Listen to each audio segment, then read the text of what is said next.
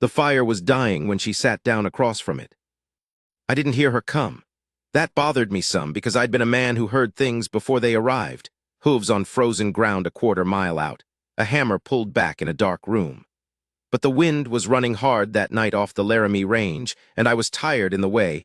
A man gets when he's been tired for so long he forgets it as a name. I was just sitting there with my coffee gone cold, and a stick I'd been poking at the coals with, not doing much of anything, and then there was a woman on the other side of my fire. She had a bedroll over one shoulder and a rifle I recognized as a Winchester 94 carried easy in her left hand, muzzle down, the way someone carries a tool they know how to use. She wasn't young, wasn't old either. Somewhere in between, the way a person looks when they've been outside most of their life, and the weather has done its work on them honestly. Her coat was canvas, trail-worn, and she had a wool scarf pulled up under her chin against the cold. She said, "I smelled your coffee." I said, "It's gone cold." "That's all right." I looked at her a moment. She looked back. Nothing threatening in it, just a taking of measure, the way two people do in open country when they meet at night and have to decide quick what the other one is. I reached for the pot without saying anything else and set it back on the coals. She sat down, not close, the width of the fire between us, maybe 8 feet of air and heat shimmer. She leaned the rifle against her knee where she could reach it, and she pulled off her hat and held it in her lap, and I saw that her hair was dark and shot through with gray at the temples, and that she had a face that looked like it had been serious for a long time. I said, "You alone?" "Yes." "Where are you headed?" "Cheyenne," then after a moment, "Eventually." I didn't ask about eventually. A person says eventually out in country like this, they mean they've got business between here and there that they're not ready to talk about. I knew that feeling. I had plenty of my own eventually. "My name is Cal Reddick. That won't mean much to you, and it didn't mean much to anyone by then either, which is a thing I'll get to. I was 49 years old that autumn of 1887, camped in a shallow draw maybe 12 miles south of a town called Decker's Crossing, which wasn't much of a town. A feed store, a livery, a saloon, and a post office that shared a building with a barber shop. I'd come through it that afternoon and pushed on because I had a reason to keep distance between myself and places with too many people in them. I had been at various points in my life a cattle drover, a deputy sheriff, a ranch foreman, and for 3 years in the late 70s, a man the territory hired to find other men. That last one is the one that matters here, not because I'm proud of it. Because it's the thing that had been slowly eating me alive for going on 10 years, and it's the thing that connected me, without either of us knowing it yet, to the woman across my campfire. The coffee heated back up. I poured her a cup in my spare tin and set it on a flat stone near the coals where she could reach it without coming around to my side. She wrapped both hands around it and drank and said nothing for a while. I liked that about her immediately. There are people who fill silence because they're afraid of it, and there are people who let it sit because they know it doesn't need filling. She was the second kind. The wind shifted and pushed smoke toward her, and she turned her face sideways without moving from her spot. After a while she said, "You a cattleman?" "Was. What are you now?" I thought about that, not sure yet. She nodded like that was a perfectly sensible answer, which it was. "I'm a widow," she said, not sad about it exactly, more like a person stating a fact they've gotten used to carrying. 3 years, ranch up near Buffalo, I sold it this spring. Couldn't work it alone. Could have, didn't want to anymore." She looked at the fire. "Sometimes a place stops being yours even when it's still in your name, you know what I mean." I did. I'd had that feeling about more than one place. "Where are you from?" she asked. "Originally, Texas, Bixar County, long time ago." "Long way to end up in Wyoming." "Yes, it is." She drank her coffee. I put another piece of wood on the fire. It was pine, dry, and it caught fast and threw more light between us. And in that light I could see her more clearly, the line of her jaw, the steadiness in her eyes, which were some color between green and gray that I couldn't quite name. She was watching the fire the way a person watches it when they're thinking about something other than the fire. I said, "You got a name?" "Nor of us." She said it flat the way she'd said the rest of it, but something happened in her face when she said it. A small tightening. There and gone, like a shadow crossing a wall. I said, "Cal Reddick." She looked at me then, Not the casual measuring look from before, something else. A different kind of attention sharpened. She said, "I've heard that name." And right there at the edge of the fire's light, with the wind coming down off the mountains and the horses shifting in the dark behind me, I felt the ground shift under me the way it does when something that's been moving toward you for a long time finally arrives. I said, "Where'd you hear it?" She held her coffee cup in both hands and looked at me steadily. "From a man named Frank Allred." I want to tell you what that name did to me, sitting there. Frank Allred, I hadn't heard it spoken aloud in 7 years. I'd thought it in the privacy of my own skull plenty of times, usually at night, usually when I was trying not to, but hearing it said out loud in the open air by a stranger on the other side of a fire was something else entirely. It was like having a wound you'd learned to work around suddenly pressed. I didn't say anything for a moment. I looked at the fire. Then I said, "What did he tell you?" "He told me that a man named Cal Reddick had once saved his life." She paused, "and then ruined it." I nodded slowly. Both of those things were true. The story of Frank Allred and Cal Reddick is not a short one, and I'll do my best to tell it plainly because it deserves to be told plainly, without me making myself better than I was or worse than I was. Both of which I've been tempted to do at different times. In 1879, I was working for the Territorial Marshal's office out of Rawlins as what they called a special deputy, which meant I did the jobs the regular deputies either couldn't do or didn't want to. Finding men who didn't want to be found. I was good at it. Not because I was the hardest man or the fastest gun. I wasn't either of those things, though I was adequate at both. I was good at it because I was patient, and because I could read country, and because I had a particular ability to think the way a man on the run thinks. Frank Allred was 23 years old and wanted for the robbery of a freight office in Carbon County. $200 taken, a clerk pistol whipped. Not a hanging crime, but serious enough. I spent 11 days tracking him into some rough country northwest of the Green River before I found him, half-starved, his horse lame, holed up in a lined shack with a fever that had him out of his head. I could have taken him in and that would have been the end of it. Instead, I spent 3 days in that lined shack with him, feeding him broth I made from the last of my own provisions, keeping the fire going, waiting for the fever to break. When it did and he came back to himself, he looked at me across a fire not much different from this one and said, "You're the man that's been tracking me." I said yes. He said, "Why didn't you just let me die?" I told him I hadn't been hired to let men die. I'd been hired to bring them back to answer for what they'd done. He was quiet a long time. Then he said, "I'm not going to run anymore." I believed him, and I believed him because of the way he said it, not resigned, not beaten, but like a man who'd made a decision. He had that quality, even sick and trail-worn, of a person who means what he says. I brought him back to Rawlins. He stood trial. He did 18 months in the territorial prison at Laramie. And when he got out, he came and found me, which took some doing because I'd moved on to other work by then, and he shook my hand and told me that the time in Laramie had been the making of him, that it had given him time to think without running, and that he'd come to understand something about himself that he wouldn't have understood otherwise. For a while after that, Frank Allred was the thing I pointed to in my own mind when I needed to believe that what I did for the territory amounted to something good. A man gone wrong, caught, corrected, made straight. That was the story I told myself. Then came 1880, and a wanted notice for a man named James Cord, and everything I'd believed about my own work came apart. James Cord was wanted for murder. A rancher east of Laramie named Howell shot twice in his own doorway, his wife a witness. There was a description, tall, light-haired, a scar on his right cheekbone, last seen heading north. I was hired to find him. What I found after 3 weeks of work was a man named Jesse Vance who matched the description near perfectly, working as a hand on a small spread in Converse County. I was sure I'd gotten good enough at this work to be dangerous in my certainty, which is the worst thing a man doing that job can become. I brought Jesse Vance in. He swore he had nothing to do with the Howell killing, swore it the whole way back, calm and steady, no panic in him.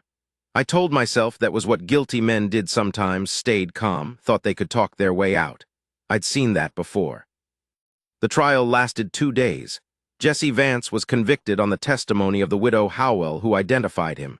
He was sentenced to hang. He hanged in April of 1881. In August of that same year, a man named James Cord was arrested in Nebraska for the robbery of a stagecoach. He had a scar on his right cheekbone. Under questioning, he confessed to the Howell murder without being asked. He'd been nowhere near Converse County when Jesse Vance went to trial. I don't know how to tell you what it feels like to learn something like that. I've tried to find the right words for it at different times, and I can't get it right. What I can tell you is that it doesn't go away. It becomes a thing you carry, and you carry it differently on different days. And on the worst days, it becomes a weight that makes you wonder whether you have the right to keep breathing air that a man you put in the ground no longer gets to breathe. I quit the territory's employment immediately. I drifted for a while, went back to ranch work.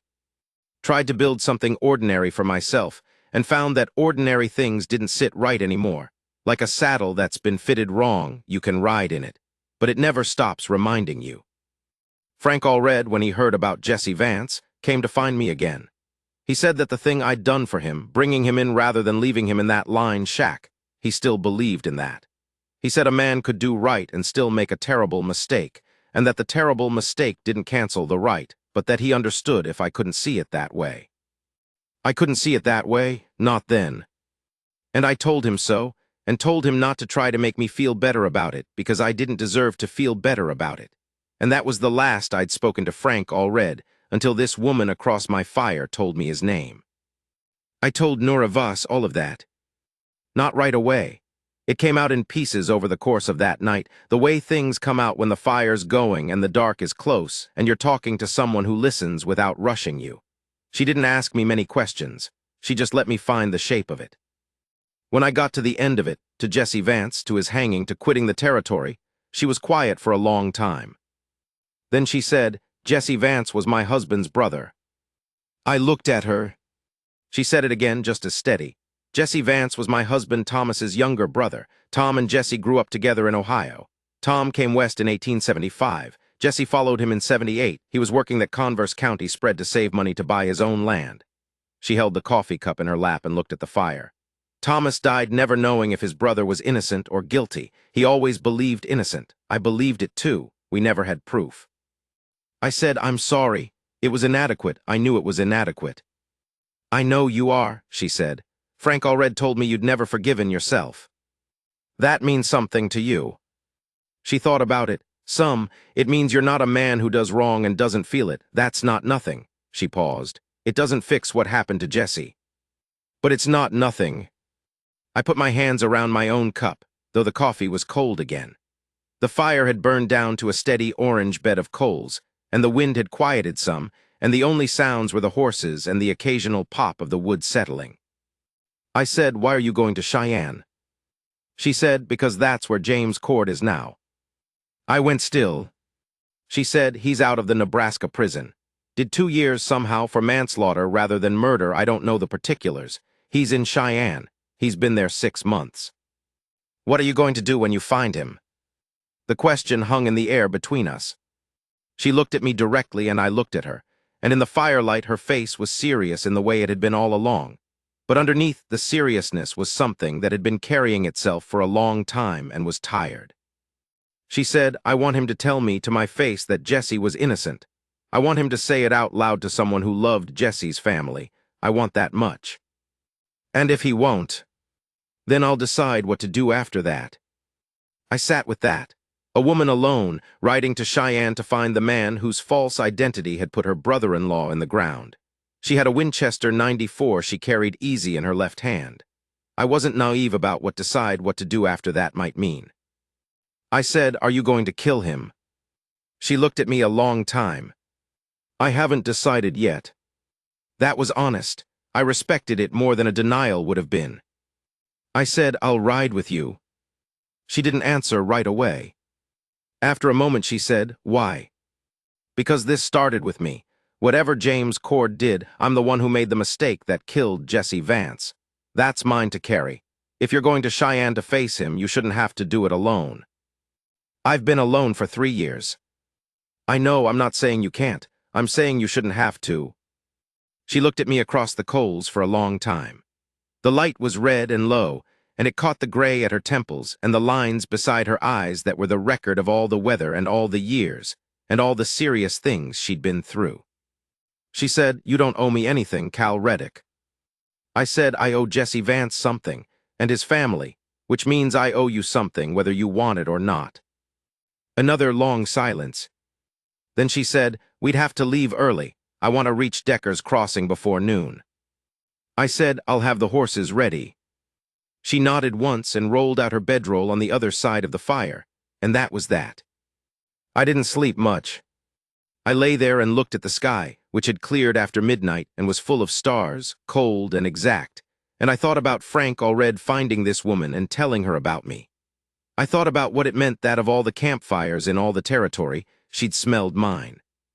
I'm not generally a man who looks for meaning in coincidence. I've seen too much of the world working against people to believe it has a plan for any of them. But I won't pretend that night I didn't feel something shift. Some weight I'd been carrying in my chest at a particular angle, carried it so long I'd stopped noticing the angle, and now it sat different.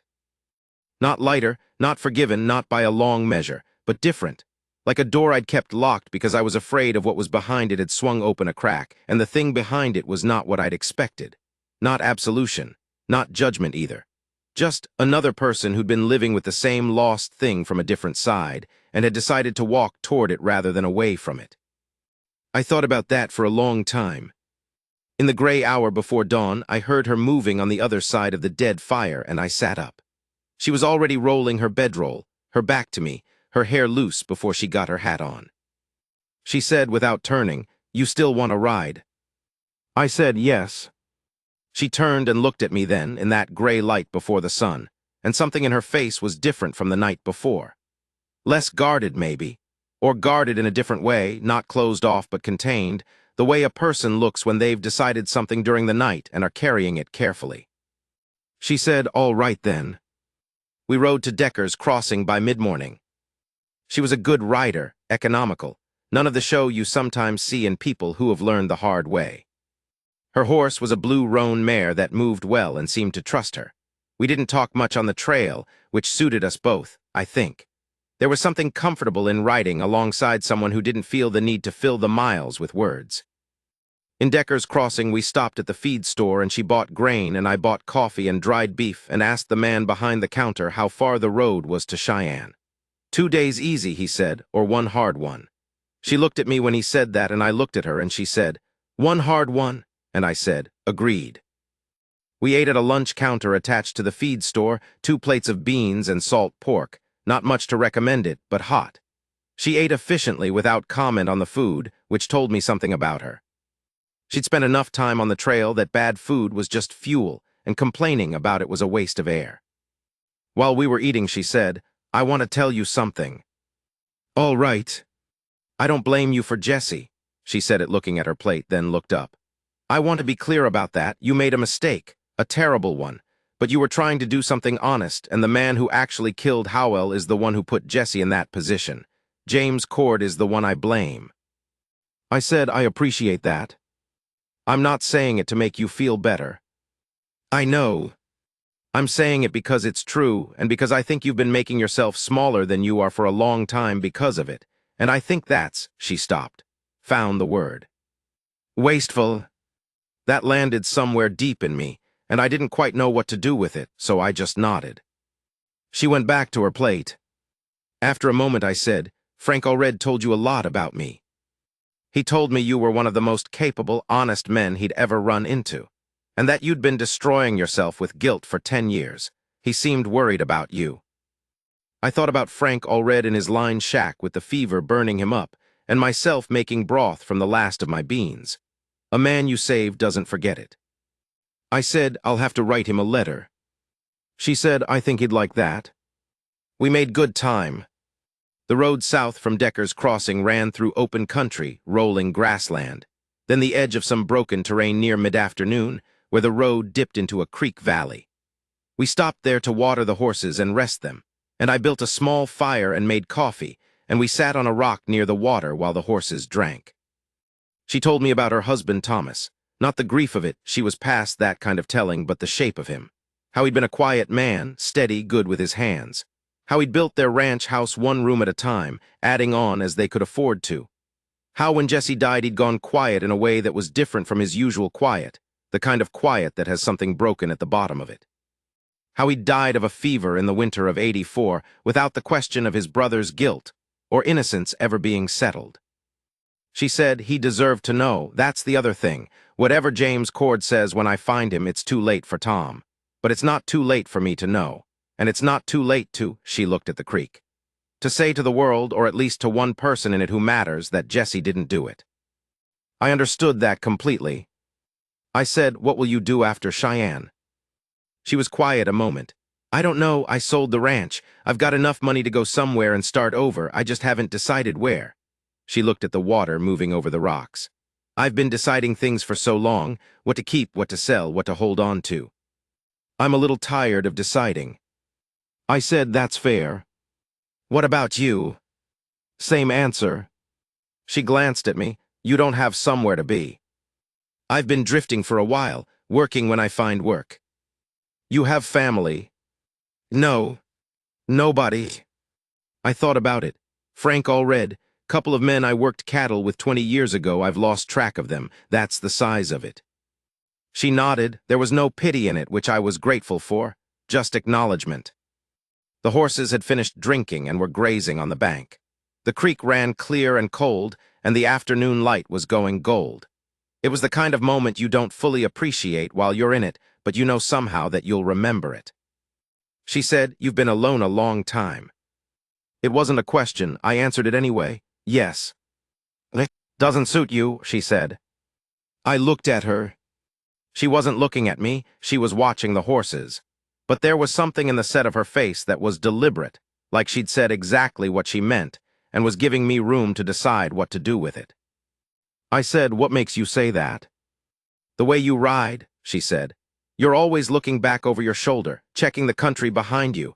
A man alone for too long does that. He stops trusting that anything good is going to come from ahead of him, so he's always watching what he's leaving behind. She glanced at me then. Just an observation. I thought about that for a while. Then I said, maybe so. We made Cheyenne the following evening, just as the last of the light was leaving the sky. It was a real town by then, streets, brick buildings, a train depot, gas street lamps already burning as we came in on the South Road. After days in open country, it felt loud, crowded, full of sharp edges. I watched Nora take it in as we rode. She sat straight in the saddle, and her face was composed, but I could see the tension in her shoulders. We'd been talking about this for 2 days. Now it was here. We found a livery for the horses and a rooming house, 2 rooms, side by side on the second floor, and ate dinner in a restaurant on the main street that had actual tablecloths, which struck me as almost comically civilized after our campfire meals. She barely ate. I said, do you know where he is? I was told he's working at a freight yard on the east end of town. Moved in with a woman, apparently, going by a different name, Chester Vale. How'd you get that? Frank helped me, he still has contacts. She put her fork down. I'm going to go there tomorrow morning, early before he leaves for work. I said, I'll go with you. I need to do the talking. I know I'll be there, that's all.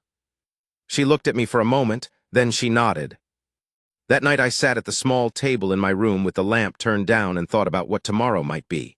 I thought about James Cord and what he'd done, not just the killing, but the running, the hiding, the living on while a man he'd never met was hanged in his place. I thought about what I'd do if Nora decided to do more than talk. I hadn't worked out the answer to that. I slept finally. Not well, but I slept. In the morning, she was already at the bottom of the stairs when I came down, dressed and steady, the Winchester. She'd left it in the room, I noticed. That told me something about what she'd decided in the night. We walked east through the waking town. The freight yard was big, several warehouses, a loading dock, the smell of pine resin and axle grease. We asked a man at the gate for Chester Vale, and he pointed us to a warehouse where men were loading a wagon. I recognized Cord immediately from the descriptions I'd memorized years ago. 50-something now, run to fat, the scar on his right cheekbone faded but still there. He saw us coming, and I watched him register Nora, then me, and something moved across his face that was close to recognition, though I knew he'd never seen either of us before. It was the recognition of a guilty thing that expects always to be found. He set down the board he was carrying. She walked straight to him. I stayed a step back and to her right. She said, "My name is Nora Voss. My husband was Thomas Vance. Thomas's brother was Jesse Vance. You know that name." He stood there. He didn't run. The fat and years had taken that out of him, maybe, or maybe he was just tired of the weight of it. He said quietly, "I know that name." She said, "Then you know what you owe me. I want to hear it from you. I want you to say out loud that Jesse Vance did not kill Howell. I want you to say that he was innocent." The other workers had gone still. Nobody moved. Cord looked at her for a long time. His jaw worked. I watched him and thought about all the ways this could go wrong and kept myself still. He said, "Jesse Vance was innocent. He never killed anybody. I killed Howell. Jesse Vance hanged for something I did." His voice was low and rough, and it didn't shake, which surprised me. Maybe he'd been carrying it long enough that saying it had become almost a relief. "I'm sorry for that. I've been sorry for it a long time, for all the good it does him." Nora stood there and looked at him. I watched her. She didn't move for a long moment. Then she said, "It doesn't do him any good at all, but it does something for me. And for his brother who died not knowing." She took a breath. "If there's any justice that comes for you, it won't come from me. I came here for the truth, not for anything else." She turned around. She walked back toward me, and when she reached me, she kept walking, and I turned and walked beside her, back through the freight yard and out through the gate and into the morning street. We walked half a block before she stopped. She stood there for a moment with her back to me, and I saw her shoulders rise and then fall, one long breath, and I didn't say anything because there wasn't anything to say. When she turned around, her eyes were wet, not crying, or she was done with it in the time it took her to turn. She just looked at me with those eyes that were somewhere between green and gray, and she said, "Thank you for being here." I said I was here for both of us. She nodded. Her jaw was set and her face was still composed, and she was, it occurred to me clearly for the first time, one of the strongest people I'd ever stood next to. Not because she didn't feel things, she clearly felt them deeply, but because she'd carried all of this, Thomas's death, Jesse's death, 3 years of selling off a life and riding toward the hardest thing she could think of to do, and she'd done it without breaking, without bitterness turning her mean, without the grief eating the goodness out of her. I thought about what she'd said at the creek, wasteful, that I'd been making myself smaller than I was. I thought I understood something then about what that word had really meant. We had coffee at a place near the depot, the two of us sitting across a table in a window seat with the morning coming in sideways and warm. She said, "What will you do now?" I'd been thinking about that. I said, "I don't have a direction yet, but I'm less certain that I need to keep moving than I was a week ago." She looked at me over her cup. I said, "You mentioned you didn't know where you were going after this." "I did mention that. I don't know where I'm going either." A small silence. She said, "That might be a problem." "Might be," I said. "Might not. If two people both don't know where they're going, sometimes that's easier than you'd think." She looked at me for a long moment. There was something in her face that was not quite a smile, but in the family of one, cautious, real. She said, "You are making a suggestion." "I might be. Cal Reddick, we met 2 days ago." "I know. Over a campfire." "Cold coffee," I said, "which you were willing to drink anyway. That tells me something about a person." That did get a small sound from her, almost a laugh quickly covered. She looked down at her cup, then back up at me. That serious face, and underneath the seriousness, something that had been locked up for a long time moving around behind it, cautious but present. She said, "I need time to think about that." I said, "I'm not going anywhere fast. Take all the time you need." We stayed in Cheyenne 4 days. Not together in any complicated sense. We walked the town, ate our meals together, talked in the evenings on the small porch of the rooming house while the trains came and went in the distance. She told me about Ohio, where she'd grown up, about Thomas, about the years of building something on Wyoming land, about what it felt like to walk away from a place that had been yours. I told her about Texas, about the years of honest work and then the work for the territory, about the particular loneliness of being good at something you'd come to hate yourself for. She listened the way she had at the campfire, completely, without rushing, without trying to fix anything. On the 3rd evening she said, "Do you know Montana?"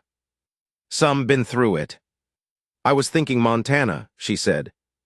"There's still land to be had up north of the Yellowstone.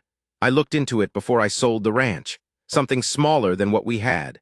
something I could manage without running myself into the ground. She said but she was watching me. I said Montana's good country, good grass in the river valleys. She said I'd need someone who knows cattle. I said I know cattle. She looked at me. The evening was cooling and a lamp burned in the window behind her, and the light caught the gray in her hair and the lines in her face and all the years of serious things she'd been through. She said I'd need someone I could trust. I know. Someone steady. I know what you need. She was quiet a moment. Then she said, I think I knew it when you said you'd ride with me. People don't offer that unless they mean it. She looked at her hands in her lap. And I'm not a fool. I know what kind of man offers something like that. I said, what kind is that? She looked up, and there it was, not the guarded seriousness, but underneath it, the thing that had been moving around behind it, finally coming forward, clear-eyed and steady and warm. She said, the kind worth keeping. I won't tell you it was simple after that. Anything worth having is not simple, and Nora Voss was not a simple woman. And I was not a simple man, and the weight of what we each carried didn't disappear because we decided to carry it alongside each other. There were hard days ahead, and hard words, and the grinding work of starting over in new country when you're both past the age when starting over comes easy. But that evening on the porch, after she said what she said and I looked at her in the lamplight, I want to tell you what that felt like, because I've been telling this story plainly and I want the ending to be plain too. It felt like something that had been wrong in me for a long time, wrong in the way a bone that's healed badly is wrong, functional but always aching, always just a little off. That thing shifted. Settled. Not fixed, not healed over, not forgiven in the way the word usually means, but seen, which is something different from forgiven. She saw me. Not the man who'd made the terrible mistake that had followed him for 10 years, though she knew that man and had looked at him across a campfire and said it doesn't cancel the right.